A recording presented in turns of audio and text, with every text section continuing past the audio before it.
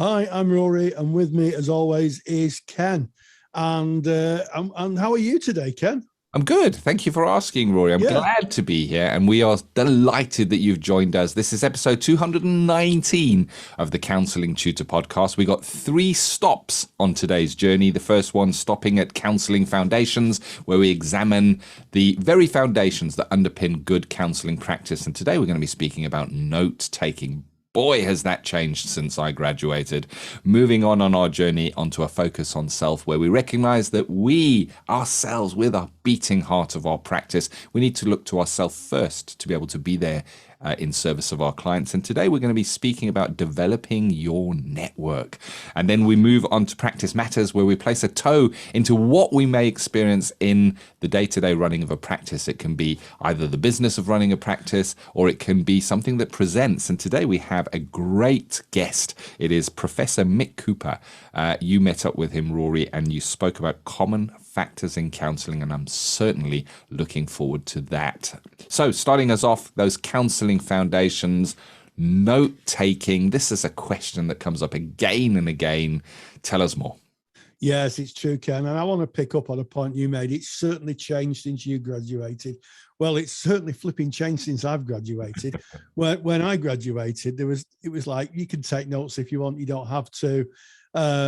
Nowadays, of course, counselling has moved on dramatically. We're more accountable than we ever have been before. And learning how to write notes properly, I think, is a skill that everybody should try to master, whether you're in a level 2, level 3, or level 4. The reason for that is that notes are the basis of any information that a client may request under the Data Protection Act. And also they're a great aid to memory. And I think one of the difficulties that those new to writing notes have is actually what to write, Ken.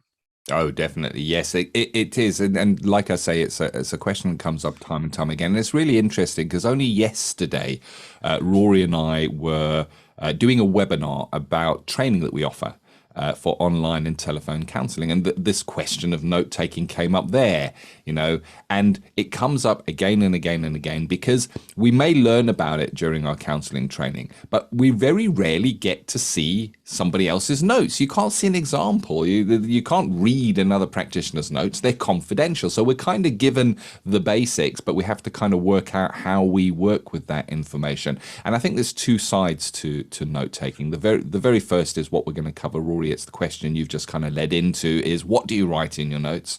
And then I think we also need to visit the storage of notes and what we're required by law and how we're required by law to store notes.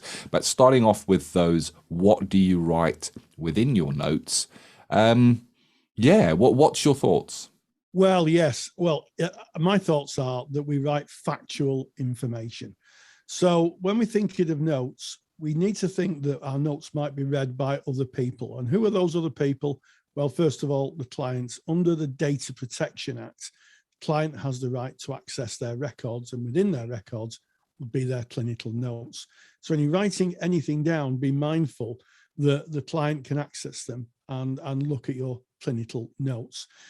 The other people who can access your clinical notes, and I'm talking in the UK here, it might be different if you live in a different region of the world, is a coroner. So sadly, in cases where maybe a client has decided to take their own life and they've been in counselling, coroner will almost certainly ask for the clinical notes of the counsellor.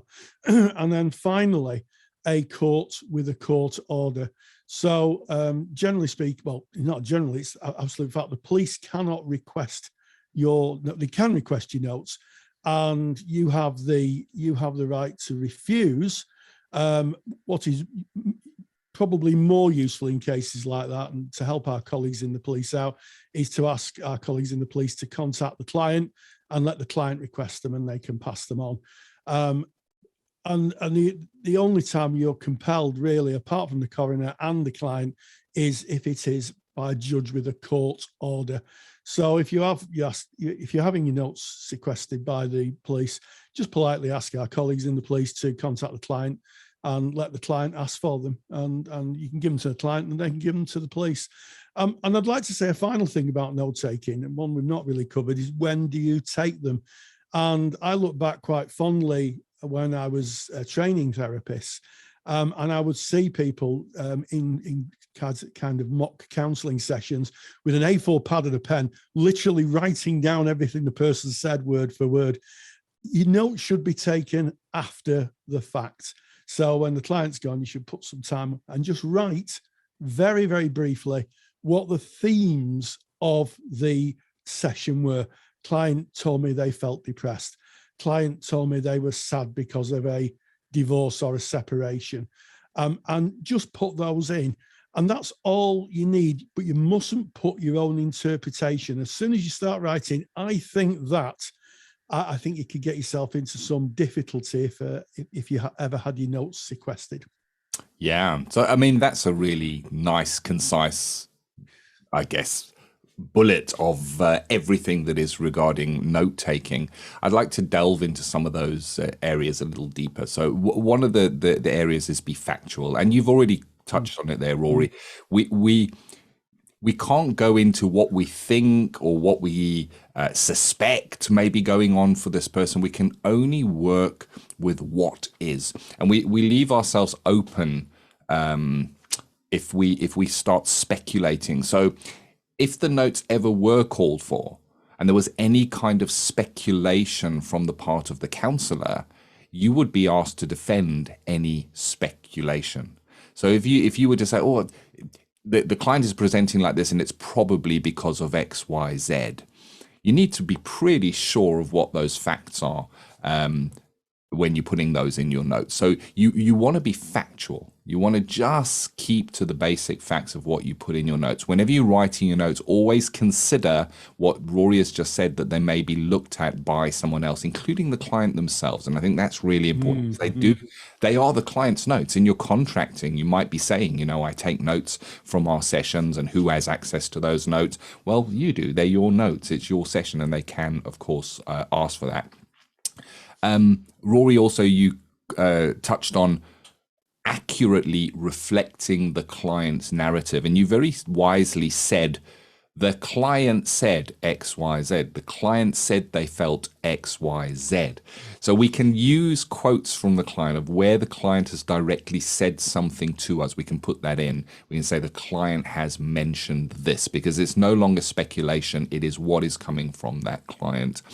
And then another thing that we would put in notes is any actions that we might take. So let's say, for instance, we have a session with a client. The client presents with something where we need to maybe refer them or write a referral letter. We would put that into our notes. And anything that kind of rocks the session, anything where you feel there might be a risk to the person, to somebody else, even if it's just a suspicion, we might go to our notes and just make a note of that. We want to be noting any kind of risks that we may pick up there, and any kind of professional actions that we might take in the note taking. Absolutely, and I think it speaks to being granular, which is a term for being very detailed. So if you have to do a referral, you would put in the dates who you referred to. You might want to be thoughtful of recording any comments made by the referrer, because that becomes their data. So if you say Dr. Smith said, or Dr. Khan said, and quoted Dr. Khan, then actually you're quoting their data. So you could put in, I spoke with the doctor, and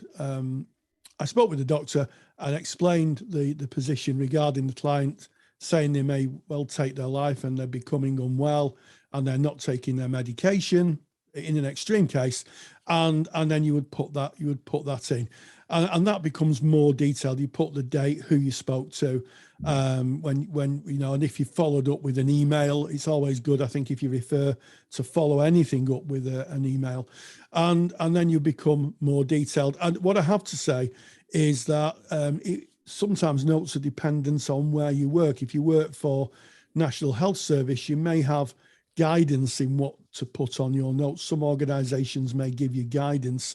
So if you are working for an organisation, check what their guidance is. But generally speaking, as a rule of thumb, you should only put factual information in notes. Yeah. And another thing that you might put into your notes is housekeeping. I'll give you an example of what that may be. I've just had a first session with a new client. The very first line of my notes might be that the client arrived on time. And the second line of my notes may be that I went over the contract with the client. The client agreed to that contract and has signed it and dated it. So I'm putting in my housekeeping within my notes as well. And then we'll leave you with one final thought on note taking, and this is related to the handout that Rory has prepared. Rory always prepares one of his super duper handouts. We'll tell you how to get that in just a moment. And that is a format for taking notes. Now, this is an example format. It is not a suggestion. It's just an example that we've put together for you so you can look over it. You can decide to use it. There are different examples and different formats you can follow. This one is called SAPO. It is SAPO. And the S stands for subjective. And what that means is, what is the client's narrative or description of what is happening to them? It's their subjective view on that. The A in SAPO is for assessment. Consider what support or interventions may be needed to support the client. And that may be reviews, it can be whatever the support is. So that's the A of SAPO. The P is the plan. What is the agreed action the client and yourself have decided to undertake or to change? So that is the P. And then O of SAPO is other. Any other discussions such as referrals or conversations with other professionals. And that is just a model, I guess, of keeping notes, SAPO. And that's available in the handout. If you want the handout, go to counsellingtutor.com, click in the top menu bar on the podcast tab, find your way to episode 219, that's today's episode. Right there on that page, you can download the overview of note-taking that Rory has prepared for you. Wow. Any final thoughts on notes, Rory, before we put a full stop? Yes, well, just finally, maybe this is for a different podcast. Make sure that if you do take notes, you keep them secure. If you write them and print them, put them in a locked filing cabinet. And of course, by the very action of writing them, if you're writing them with a pen, then no further action. You just need to keep them secure. If you're writing them on a computer and storing them on a computer, then you need to think very carefully about where those notes are secured, who has access to your computer, and where you put them. My view would be, if you're not using a note-taking app, a secure note-taking app, would be to put them onto a pen drive, load them onto a pen drive, or a thumb drive, as it's sometimes called, and then put that in a locked filing cabinet. I think that's probably the most secure route. But you need to think about security of clients' notes, because no one would want their notes releasing without their authorization, and that could be quite a career ender, I think, for a therapist. It could certainly lead to a complaint, and it's so tricky. These days computers are hacked, computers are stolen. I mean, your computer's stolen if all your notes are on your hard drive and your laptop goes missing. That's it, they're gone. Yeah. So it's about thinking about where those notes are stored. And of course, there are a number of professional applications built for therapists for note-taking. And I will let a small cat out of a very large bag. Oh, go on, Ken. Let it go. Share with you that counselling tutor Rory and myself have recognised that there is a need for help and support around taking notes, keeping notes secure, and keeping notes within the parameters of legislation. Certainly here in the UK, we work to GDPR, and there's so many questions about how do I keep my stuff GDPR compliant. And we have, over the last year, been building out a application. It's going to be called Therapy Lock. Watch this space. We will share more information about it. We will be sharing how Therapy Lock can keep your notes secure, stored on a cloud server that can't be stolen or hacked, and they are encrypted. The only person who can see them is you when you log in with a very secure password, but we'll share more about that. Don't forget to get that handout because it's got something in you're going to love. I started by saying we don't get to see an example of notes written by someone else. Well, in the example that we have today in the handout, the note-taking handout, there's actually an example. Rory's taken some time to write out some basic notes so you can see a format of note-taking. So that's counsellingtutor.com, podcast tab, episode 219. Go and get that handout on note-taking. Full stop. Moving on from our foundations in counselling onto focus on self, where we're speaking today about developing your network. I think today more than ever, Rory, networks are becoming more and more important. Oh, you're absolutely right, Ken. And, there's no better network, I don't think, than our Facebook group. To plug for our Facebook group, if you go to Facebook, type in Counselling Tutor, you'll find our group. We've got thousands and thousands and thousands of like-minded people studying counselling, some qualified practitioners, tutors, supervisors, all talking about the world of counselling and psychotherapy. And I know from some of the very rich conversations that appear in that thread that there's some really good networking going on, facilitated by our caring and just wonderful administration team. Oh, yeah. So pop yourself in there, first of all, and you'll be able to start networking. But networking is really, really important. I had a question the other day. I was writing a lecture and I had a question the other day, and I thought, I can't answer that. And I got my phone out and I went through my speed dial, and I found at least 3 people who were therapists who are in my wider network who could answer the question. And I think it's so important that we have a network of people, because as you kind of mature and season into the work, there will be times when you think, I could do with a second opinion on that. I'm not sure. And you could phone someone up and just say, you don't have to be precise, but you could say, what happens if a client X, Y, and Z, what's your experience of this? Or it may be something as simple as, I need to do a referral for someone who's got a difficulty with substance misuse. Do you know of anywhere? And I think that's especially useful for those who are working online, because of course, if you're working online, you may be working out of your geographical area. Mm-hmm. So having a network of therapists who sometimes becomes friends, I think is super, super important, Ken. It is. And what's interesting is you can actually log a chat with a peer about maybe a client presentation or an element of running your practice as CPD. It counts as CPD speaking to a peer. And that's what networks are. They are professional peers that are around you. And I think that times have changed of how networks used to work. So certainly if I look some years back when I just newly qualified, my professional networks were the services in and around where I practiced. I had a good working understanding with who the professionals were, what the referral pathways were into their agencies or their services. And I had a number of people around me that I could go to and ask questions of in my place of work and from my studies that I'd done. And it kind of tended to be quite geographically locked.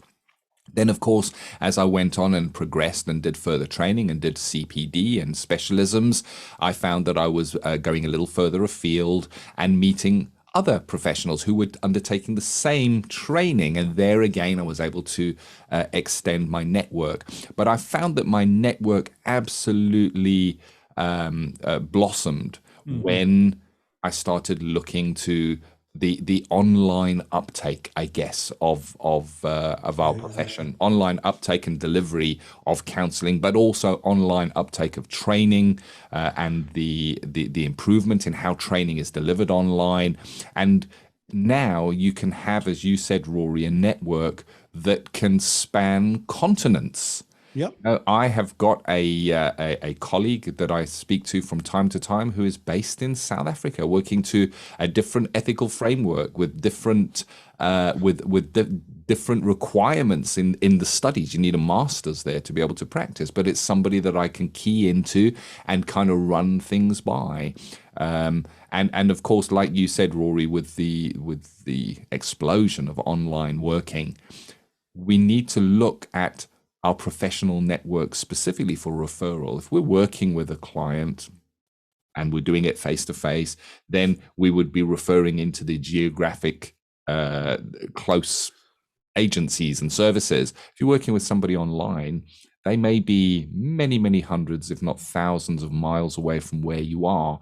Where you might not have an understanding of what are the services in and around them. So it's about putting together, I guess, a digital referral list, really. So that's changed. I mean, I would never have thought of having a digital referral black book list, Rory, when I graduated from my studies. Yeah, absolutely. And I think there's another aspect that we, as online therapists or therapists who work online, we need to keep a very, very keen eye on. And that is the rapid change and development of technologies. So part of having a wider network, certainly in a specialized field like online and telephone counseling, is they can alert you to any changes in software, any new software platforms, any particular difficulties client may have accessing software. Because, you know, let's be honest, if you're working in a room, it's usually 2 chairs, a table, and a, you know, a lamp stand. And I know lots of people's therapy rooms are quite different, but those are the basics of it. Online, we're at the mercy of technology and equipment. And, you know, those change rapidly. And in terms of data protection, platforms that were fine to use for client work a year ago may not be fine. Now we need to keep up with that. And there will be colleagues who have that kind of tech savvy background. So the importance of networking is never more important now. As testament to our podcast, we're recording our podcast 40 miles apart, aren't we, Ken? Yeah, indeed. And it's interesting, you know, we were speaking about online networking, and there are, of course, very dedicated apps like LinkedIn is meant to be for online networking. However, I think when you're looking at things like LinkedIn, where you have a public profile, which is outward facing, we need to be really careful of the discussions that we hold in a place like that, where we're out in the public domain. The same is true of Facebook. And Rory started by saying, hey, you know, come and meet tens of thousands of like-minded travelers on this road of counseling and psychotherapy in our Facebook group. And it's a really strong Facebook group, but we have very clear guidelines within that community that we don't ask for advice and that we don't share clients' journeys. And again, because it is a publicly facing area. And I can let another cat out of another bag and share with you. How many cats have you got? How many bags in these bags, Rory? We've recognized that that networking is important, that the technology is changing, and we are in the process of building out, and we're actually testing right now a networking community platform that we hope to bring to light at a very, very low cost. And I'm talking cup of coffee type cost, that will be private, that will be away from the algorithms of the big companies, privately hosted community platform. And more information on that in real time, probably April 2022. So if you're listening to this past that date, it probably already exists. Go to counsellingtutor.com and have a look. And if you're listening in real time, then it's still to come. But that's something to look for, because we recognize, you know, we listen to you and you're talking about these things. We listen to you in our Facebook group, and then we have the discussions that seem important and seem relevant at the time. And digital networking is absolutely massive now and incredibly powerful. We're seeing it in our training that we offer. We train online counselors in online and telephone training, and we train supervisors to work online as well. And we're seeing the power of the networking of people that are hundreds of miles apart, really sharing their journeys and getting a lot from that. So yeah, the times are changing, and I guess we change with it, but still, we can go to our phones, like you say, Rory. Nothing beats a good old phone call. I phone Rory on many occasions to have a little bit of a chin wag. It's true, and the amount of colleagues on in my phone now is huge, all with different specialisms, and they will phone me and say, Rory, you know what, can you give me a view on this?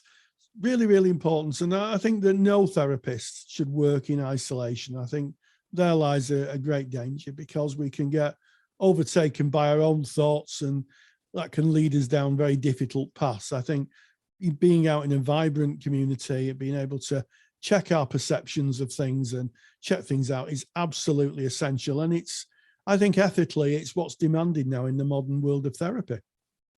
Like it. Well, there you have it. That's that focus on self, and it's about you being the heartbeat of your practice. And spoken a little bit there about what does your referral network look like. We now move on to our last item for today, which is practice matters, where Rory, you met up with Professor Mick Cooper speaking about common factors in counselling.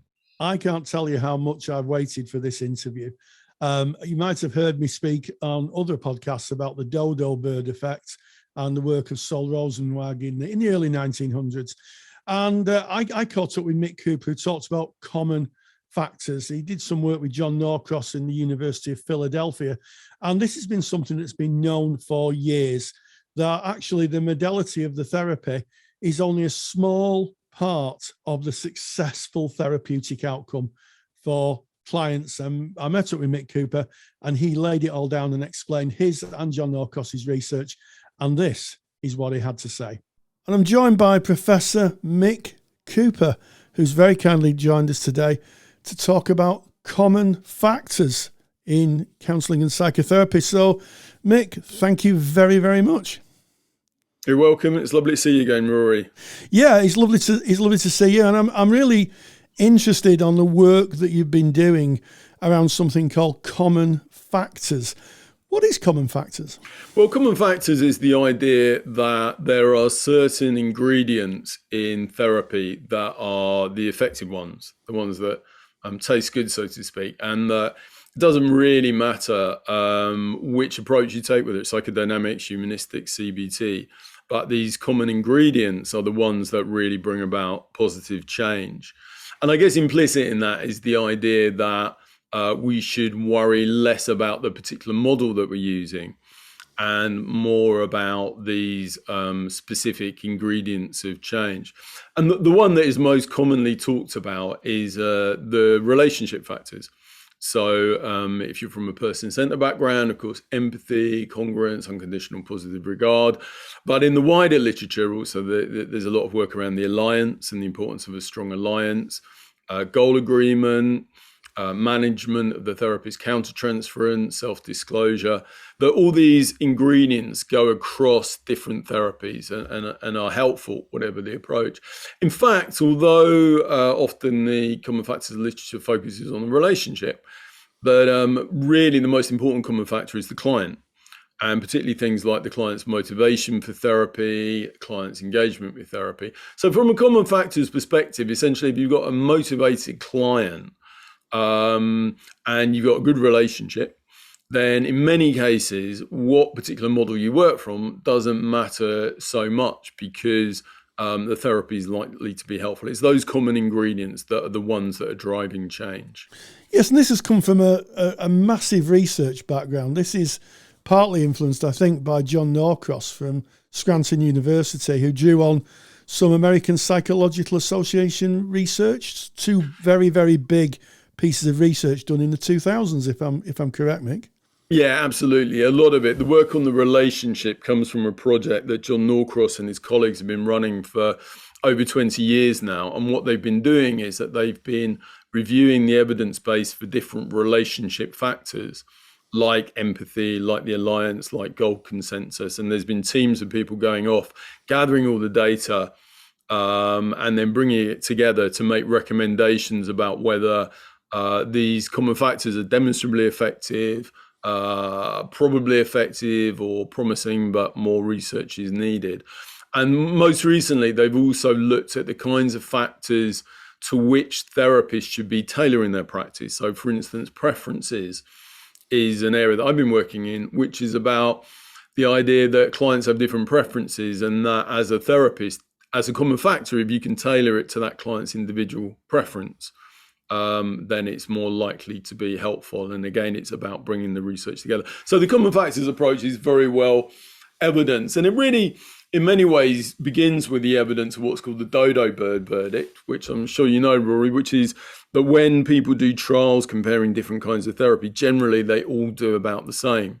And because they all do about the same, whether it's psychodynamic against CBT or person-centered against psychodynamic, that's where people have started to say, well, maybe it's the common factors in therapy that are important rather than the very model-specific factors. So that was the work you're alluding to, the work of Sol Rosenwag in the 1800s. So this isn't a new idea at all.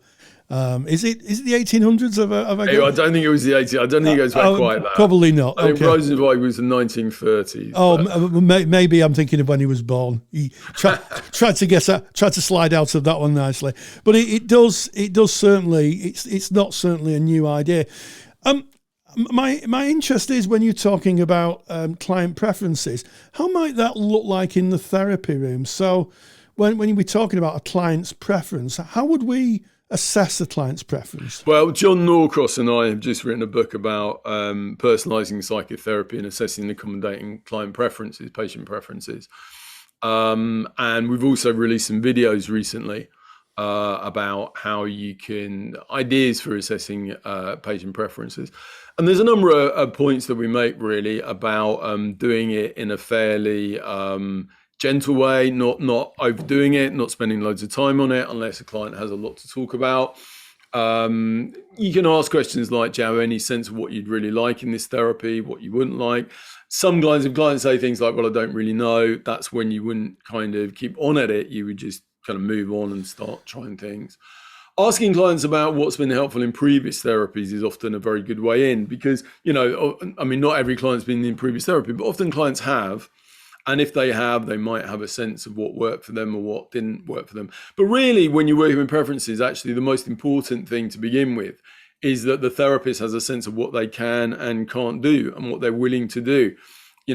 Working with preferences is not about being all things to all clients. If you're person-centered trained and a client says that they want CBT, something very directive, it's not about saying, oh, okay, well, let me give that a go.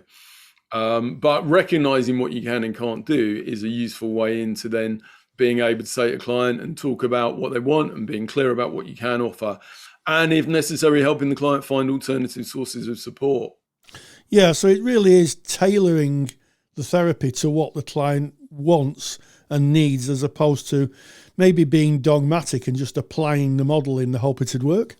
Yeah, absolutely. That's the basis of our pluralistic approach, really. But it's tailoring to the client within the bounds of what the therapist can offer, and not going beyond what we're trained in and what we're willing to offer. But really, whether we're person-centered, psychodynamic, whatever our approach, we always have a certain scope of practice. We can be a bit more leading, a bit less leading, ask more questions, ask less questions, be more self-disclosing, less. So there's always ways that we can and do vary our practice. And working with preferences is about also understanding from clients what they might like. And, as I say, some clients don't know, some clients don't feel able to ask. And it's not about pushing it, but it's about providing a space in which if clients do have preferences, they can articulate them. Yeah, and I can remember from my own practice, I can remember having a client say to me, my former therapist sat in silence for so long I didn't know I was in therapy. And one of my therapists just kept telling me what to do. And I remember saying, well, what is it you want? And we negotiated that between us. We negotiated the working alliance. I want to go back to the common factors idea.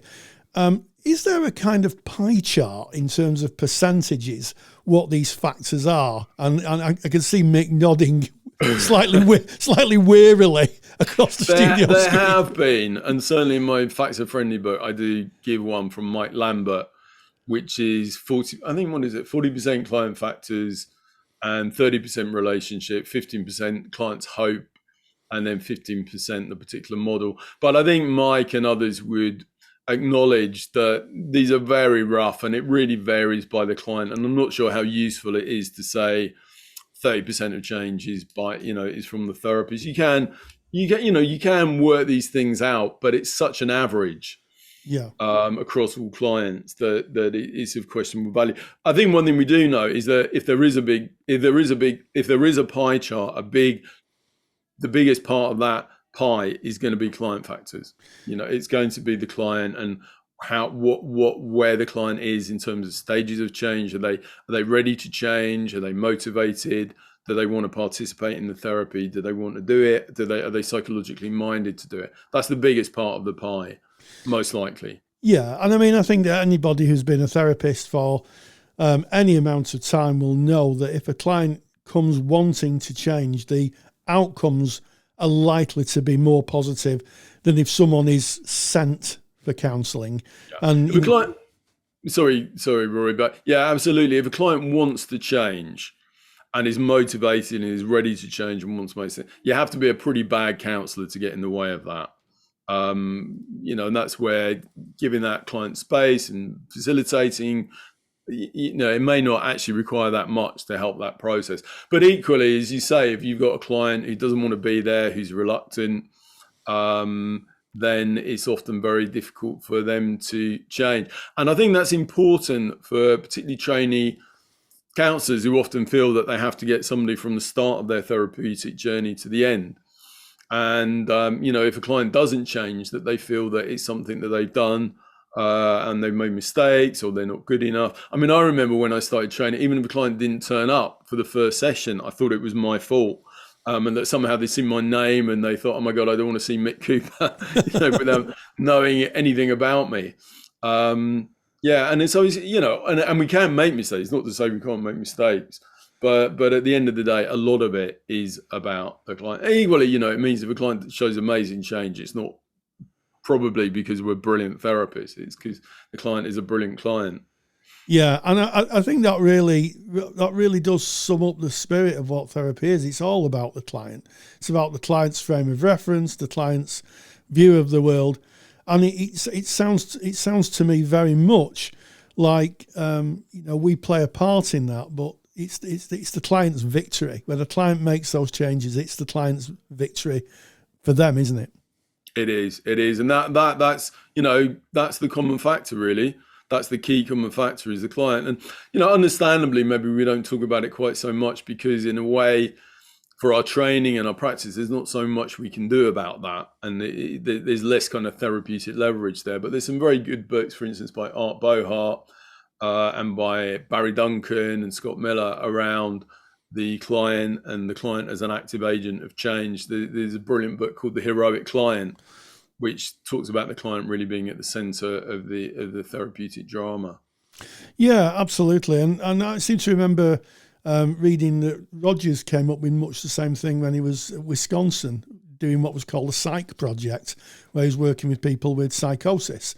And I think, if I remember correctly, and it's a long time since I've read the research, that he said that, even people with psychosis, when they engaged in therapy, if they were motivated, they would get much the same results as people who didn't have psychosis, but were motivated as well. And it's amazing. These things just come round and round, don't they? Yeah, well, Rogers' 1957 statement about the necessary and sufficient conditions is a statement of common factors. It's not he never said this is the model of person sent to therapy to be empathic, accepting, unconditional, positive regard. He said, if you look across all therapies, these seem to be the conditions which lead to therapeutic personality change, which is exactly what common factors is about.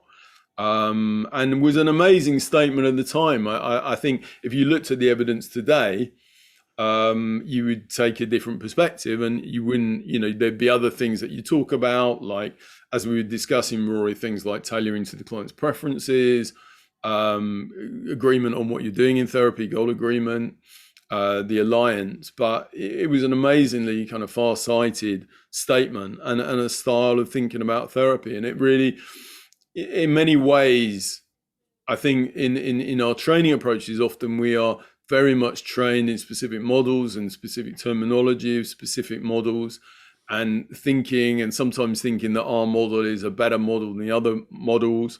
And the idea of common factors can be very useful as a kind of great leveler, really, and just reminding us that as therapists, a lot of the time, what we're all doing is something pretty similar and pretty amazing. Yeah, absolutely. And in the service of clients, who want to change. It's always a pleasure interviewing you. So, Professor Mick Cooper, thank you so much. Thanks, Rory. Big thank you to Professor Mick Cooper. We love Mick, we really do, and we know you We do do. too. And I just want to say thank you as always to you, Rory. You host these interviews. You make contact. You look for interesting topics, and I think you've really hit the ball out of the park, as our American colleagues might say, with that one. This has been episode 219 of the Counselling Tutor Podcast. Yes, and we started off with Counselling Foundations. We talked about learning to write notes, what to put in them, and of course, what to avoid.